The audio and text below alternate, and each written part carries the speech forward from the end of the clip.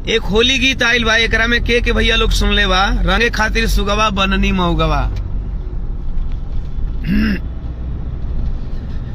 अरे लाज वाली बत्तियां कैसे बताई, हम बन गईनी गुंगवा रे। कि लाज वाली बत्तियां कैसे बताई, बन गईनी गुंगवा रे।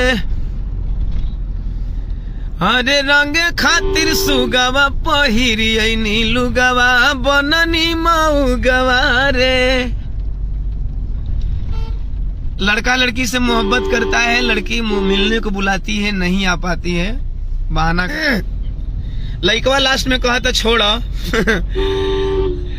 जब तुमके लगा था कि तुमसे मोहब्बत नहीं को कैले, हम तो आशिक ना है, तो एगो बात कहता कि अब तू हमारा से मिली है, चाहे मौत मिली है रे। हम तरंग लिहली जाके, अब पियाज छिली है रे।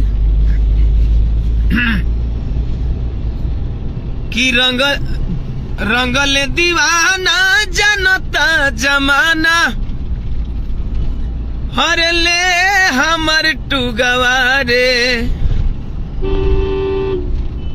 रंगल दीवाना जनता जमाना, ले हमर टुगवा रे।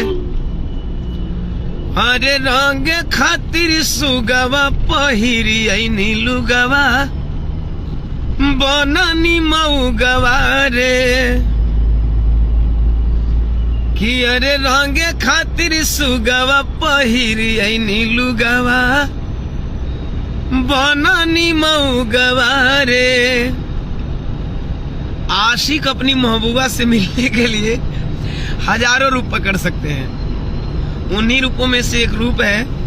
उम्मीद है कॉमेडी सॉन्ग है, लव सॉन्ग है, आप लोग पसंद करेंगे।